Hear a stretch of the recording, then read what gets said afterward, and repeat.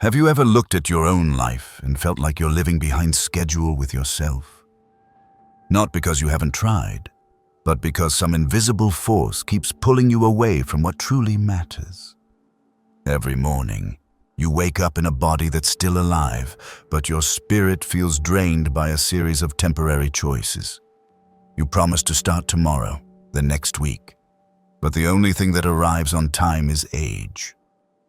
And the terrifying part isn't that you're failing. It's that you've started to accept a life stripped of vitality. You've grown accustomed to fragments of yourself, a broken version that still eats and works, but has given up on its aspirations. No one stole your time. You signed it away hour by hour, lost in distraction, buried in rationalized delay, entangled in relationships that build nothing but fleeting emotion. In today's video, we're not going to talk about motivation comes and goes, but principles, they take root. These are 7 brutal Stoic lessons, not easy to hear, not easy to live by. But if you dare to confront them, they might just be the beginning of a new chapter. One not written in bursts of inspiration, but in sustained awareness. 1. Stop negotiating with laziness. It doesn't deserve an explanation. Some destroyers don't carry knives. They don't shout. They don't knock at your door in the middle of the night. They live quietly inside you, gentle, reasonable, even compassionate. They whisper every morning that you deserve a few more minutes of rest, that no one sees your delay, that life will be fine even if you don't start anything today. Laziness never arrives like a storm. It comes like mist, just cold enough to keep you still, thin enough to seem harmless, yet persistent enough that after a few months you no longer realize you've been slowly swallowed by an invisible darkness. How many times have you woken up 5 minutes late, then 10, then lost an entire hour to purposeless drift? That's not rest. That's disorientation disguised as self-care. We live in a time that glorifies comfort so much it calls surrender self-love, calls procrastination balance, and calls discouragement self-respect. But the truth is, you're not loving yourself when you refuse to do what's necessary. You're lying.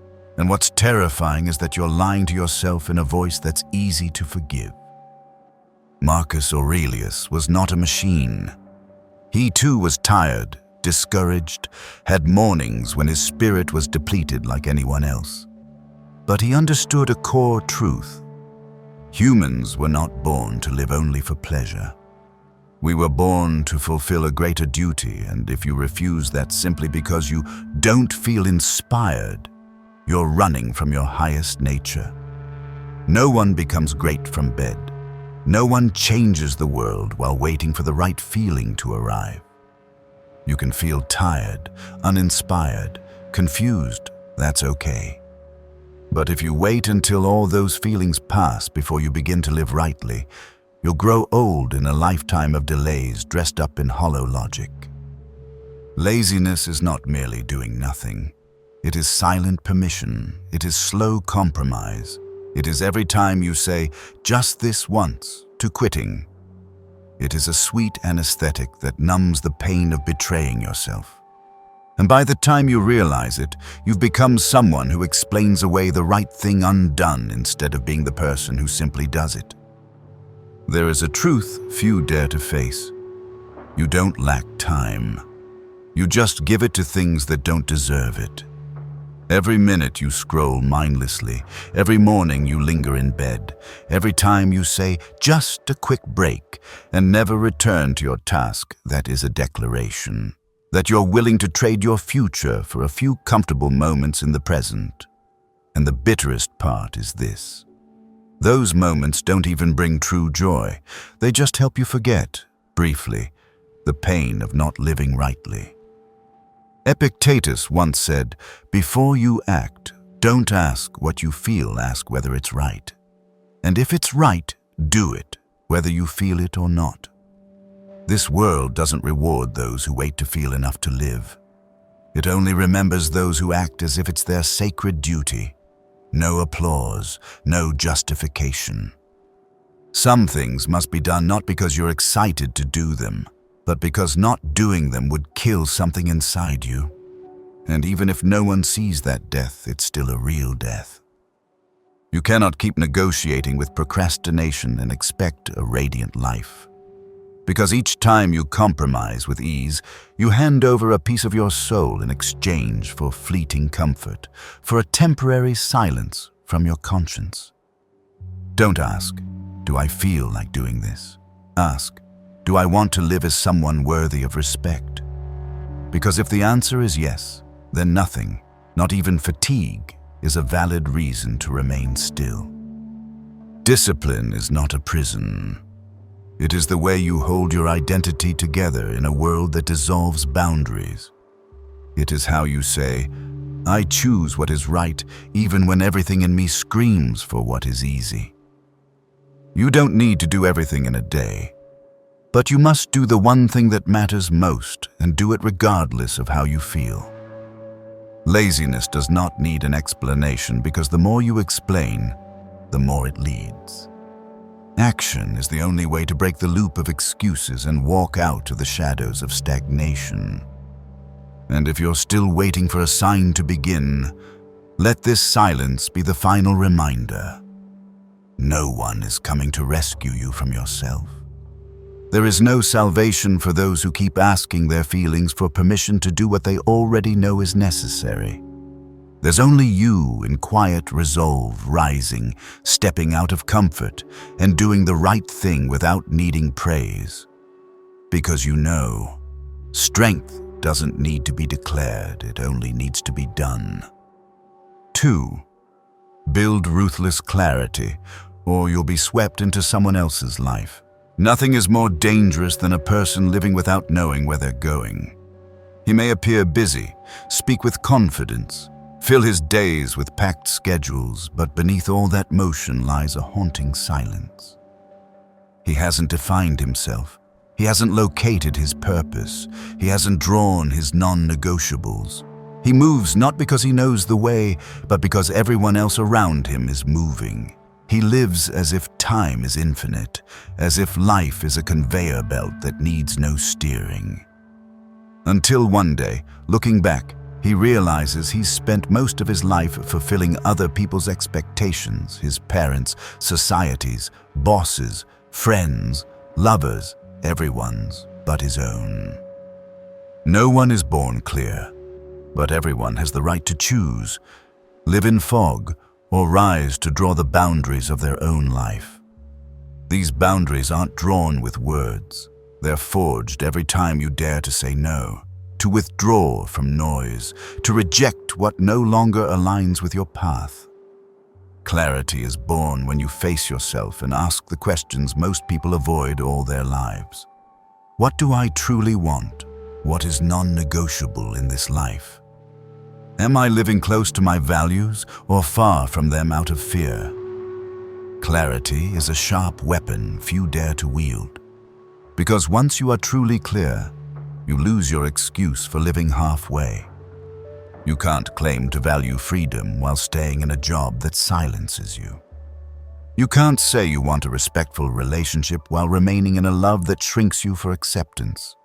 Clarity is a brutal mirror. And once you look into it, you only have two choices: change or consciously live in deceit. Some say life requires flexibility, that too much clarity makes you rigid. But they forget. If you don't know what you will not trade, the world will bargain everything from you. You'll sell your time for jobs that starve your spirit. Give your energy to conversations that drain you. Let others define your worth, because your inner compass isn't strong enough to stand against the storm. Seneca once wrote, "If a man knows not to which port he sails, no wind is favorable." In a noisy world where urgency often outruns importance, clarity is your only protection against drift. It's not a master plan for life, but a quiet flame, steady and unwavering, that guides you in the dark. You don't need to know every step ahead, but you must know what is worth living for, what must never be betrayed, and what voice inside you is truly your own. I once met a man who, after 15 years as a marketing executive in a major corporation, confessed he had never felt free. He woke every morning with polished leather shoes and a soul worn thin. Each successful campaign was a new shackle binding him to an image others wanted him to maintain. He didn't hate his job, but he hated that he had never stopped to ask, did I choose this path, or did I just follow the one laid out for me? By the time he dared to ask, he had nearly lost the courage to change. Clarity doesn't come from more books, more podcasts, or more journaling. It comes from standing still in silence, from watching yourself without decoration, from crossing out old dreams that no longer reflect your essence. Day by day, you begin shedding layers, removing the masks worn to be loved, to be accepted. You begin to live not to meet expectations, but to honor your core. You no longer care if others think you're doing enough. You only care whether you are betraying yourself. And that is when life begins, when every choice flows from core values, not fleeting emotions. When you act not out of fear of loss, but because you cannot bear to live untrue. When you're clear enough to accept loneliness, reject enticing paths that mislead, and hold firm to a direction others doubt, but gives you peace. Because if you don't write the map of your own life, you will be locked into a path someone else designed. And one day, jolting awake, you'll realize the greatest regret wasn't that you failed. It's that you never lived as yourself simply because you lacked the courage to see the road clearly. 3. Don't wait for inspiration. Build momentum through action. One of the most widely accepted lies in the modern world is this: that you need inspiration to begin. It's a story told through thousands of books, millions of social media posts, and billions of video minutes that motivation is the first catalyst for any real change. But that's just a sophisticated indulgence of the mind. The truth is the opposite. Inspiration doesn't come first. It comes after. It is the result of action, not its prerequisite. How many times have you waited for inspiration to write, to work out, to do something meaningful? You waited for a burst of clarity, a wave of awakening, something to shake your heart and push you into movement, but that moment never came. Or if it did, it passed before you could turn it into anything worthwhile. And so another day ended, and once again you broke a promise to yourself. The Stoics didn't live like that. They didn't need inspiration to act. They acted as if action was a given because they understood that inspiration is fickle, while discipline is the true companion of a strong inner life. They didn't wait for their minds to agree or their emotions to align. They simply asked, is this the right thing? Is it important? And if the answer was yes, they acted without fanfare, without noise, without needing an immediate reward. Inspiration is a lamp. It's beautiful, but it doesn't keep you warm. Action is fire. It smolders, it flickers. Sometimes it tests your patience, but it's the only thing that keeps you truly alive through the long night of doubt. Don't live like a leaf blown around by emotional winds. Live like a massive stone wheel, slow and heavy at first, but once you get it rolling, it creates its own momentum. The mind has inertia. When you act even in a small way, you send a signal to your brain. I'm in motion. And the brain, always seeking energy efficiency, will start to activate the systems that support that motion. Writing becomes easier after the first few lines. Focus becomes sharper after the first few minutes. Not because inspiration arrived, but because you forced yourself into orbit. What you need isn't a thunderstrike called motivation. What you need for. Choose who lives close to you, choosing the battlefield of your life. Few things influence your silent nature more than the people you allow to live close to you. You don't need to be advised, argued with, or controlled. Just being around them long enough, their energy will slowly slip into your nervous system like smoke through a crack in the door. You will change without even realizing you're being changed. You are an open system, constantly absorbing, constantly shaped by your surroundings. And humans, no matter how strong-willed, cannot escape the gravity of the orbit they live in. The danger isn't always in having bad people around you. It's in sitting among harmless ones who make you stop growing, stop striving, stop digging deeper, stop dreaming. They don't pull you down directly, but they keep you from rising.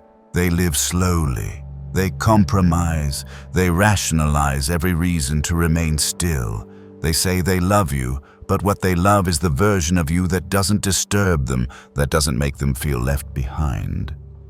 They don't chain you with force, but with stagnation, disguised as we should just be content. Marcus Aurelius once wrote, "You have reason, so don't let yourself be infected by those who don't use theirs." Here, reason isn't academic intelligence.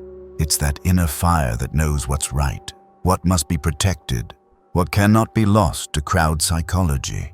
And to keep that fire alive, you must choose very carefully who gets close, because not everyone who comes near you is there to help you burn brighter. Some come only to warm themselves by your heat with no flame of their own to offer.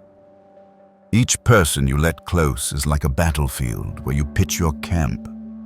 Some places build you where words carry weight, where silence is meaningful, where action is the root.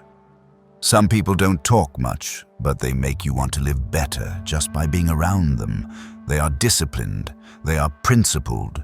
They don't preach, but they reflect you like a mirror.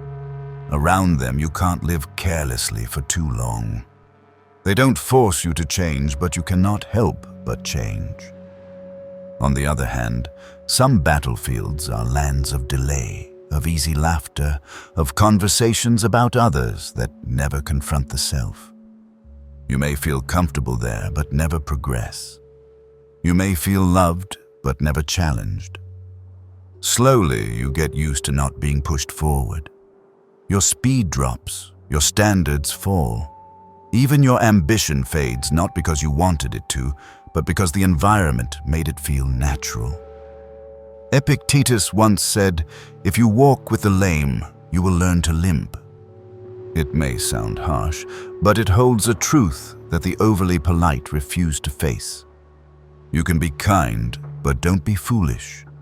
You can be patient, but don't be blind. Because sometimes tolerating the wrong people is a betrayal of your own future. Some relationships must end not because they're evil, but because they've stayed stagnant for too long. And if you stay there with them, you'll stop too.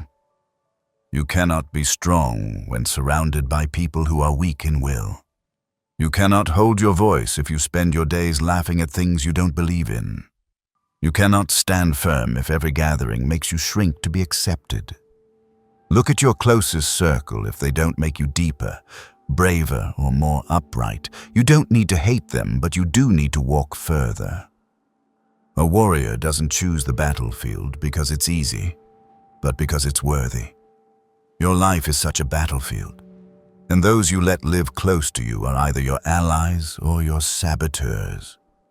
They may not do anything visibly wrong, but if they don't walk in the same direction, they're pulling you off course. In the silence, in the empty conversations, in the unchallenged nods, you are being redirected without even noticing.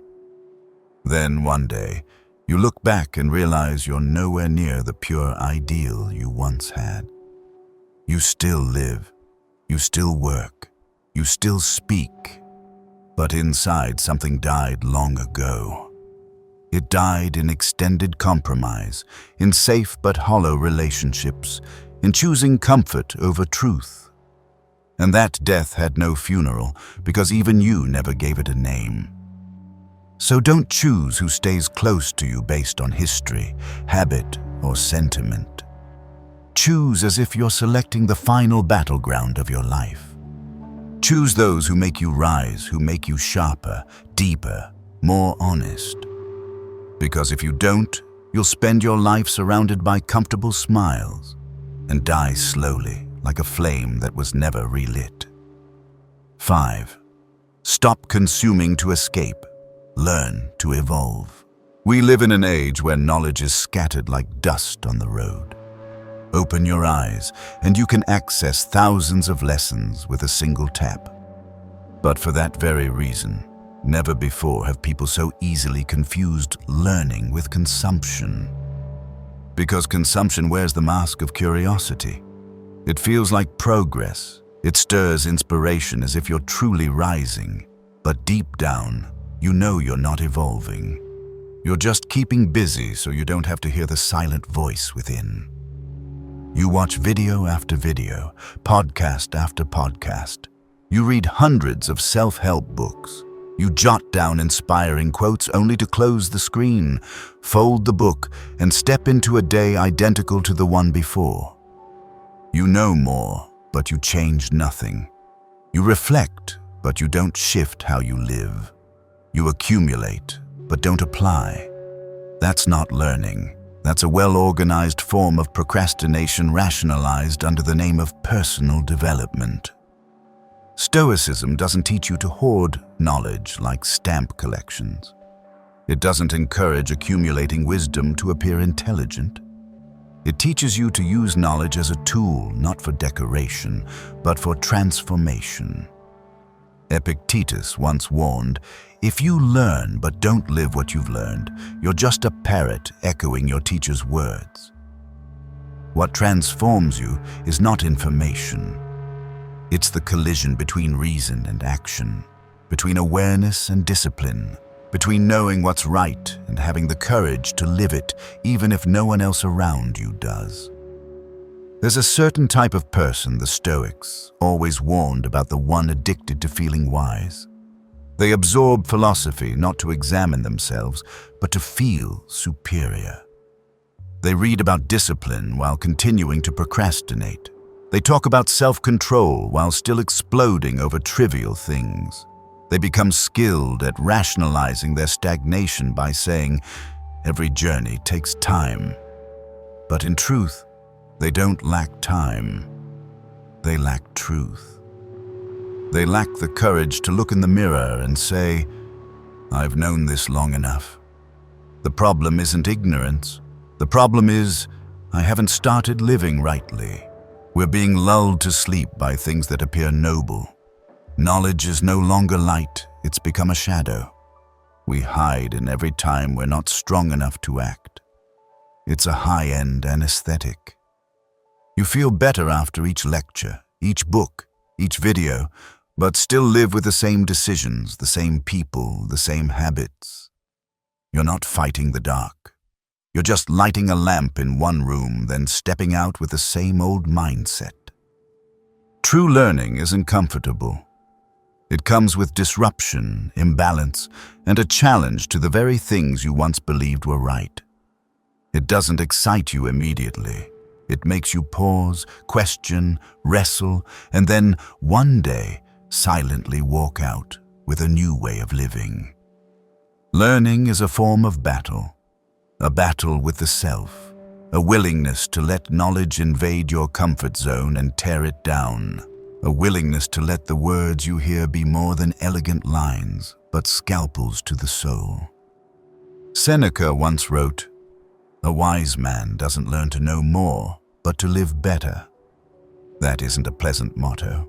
It's a ruthless standard. It forces you to reassess every piece of your life you claim is fine. It makes you question every habit you maintain simply because you haven't yet gathered the courage to break it. And if you can't do that, then you haven't truly learned anything. You're just reading, listening, masking stagnation with beautiful words. If you want to evolve, stop learning more. Choose one thing you already know is right and start living fully with it. It doesn't have to be a lofty philosophy. Just one small action you know you should have done, but never truly followed through. Write consistently. Speak the truth. Train your body. Stay silent when there's nothing worth saying. Leave something toxic. Keep a promise. Anything you already know but haven't yet had the strength to embody. Start there. Because true evolution doesn't happen in the space of information. It happens in the realm of action, where every theory must be proven in life. And then, when you begin to learn in order to live, not to accumulate, you'll witness something strange. You need less, but live more. You seek less, but understand yourself more deeply.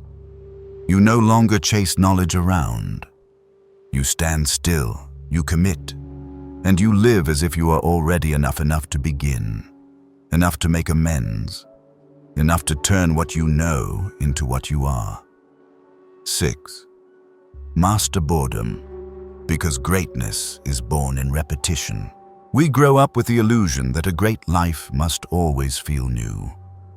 Each day should be different. Each morning should brim with motivation.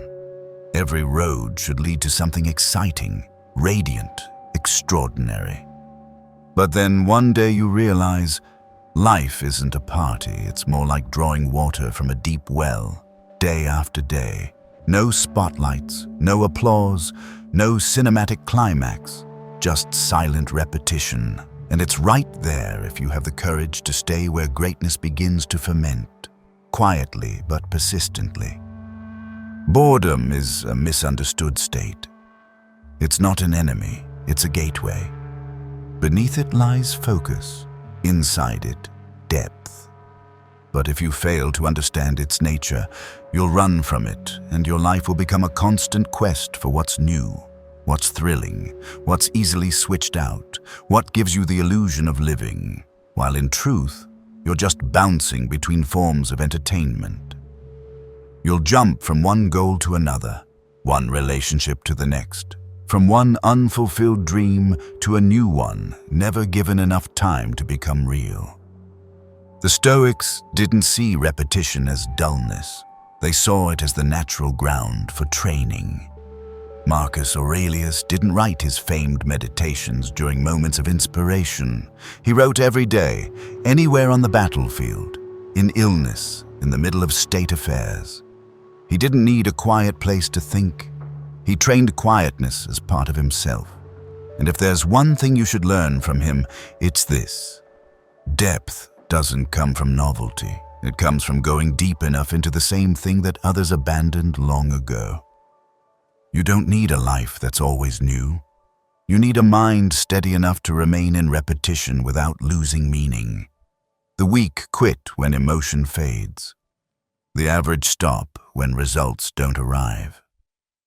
The strong continue not because they don't feel boredom, but because they know. Boredom is just a layer of cloud, and above that layer is the sky of consistency, a place very few ever reach. There's a man who wakes up every morning at 5 a.m., runs the same route, performs the same sequence of exercises, and writes one page in the same notebook for 7 years. No one sees him. No one knows him, but one day, people discovered that what he wrote could change millions of lives. And they asked, "What's your secret?" He just smiled, because how could he explain that the only thing he did was refuse to give up on what was old? He stayed. He repeated. He endured until the most mundane act became an unshakable core. You can do the same if you're willing to stand still, if you dare to endure the hunger for stimulation and stick with one small habit. If you don't sabotage the process just because it no longer feels exciting. If you believe that dullness is a test to be passed, not a sign that it's time to change course. Because the greatest reward isn't in sensation. It's in the quiet transformation taking place inside you when you continue while everyone else has stopped. 7. Live as if there's no way back, because regret is a silent death. There's a kind of death no one sees, no funeral, no tears, no flowers yet. It leaves a chilling void in the heart of a person. It's the death called regret. It doesn't happen in a single moment, but creeps in like a slow fracture through the years you lived half-heartedly. The decisions you didn't dare to make, the silent retreats from what could have been a whole new chapter of your life. People often speak of failure as something terrifying, but the Stoics did not fear failure. They only feared living without courage. They didn't measure a life by quantifiable achievements, but by one's loyalty to their highest self.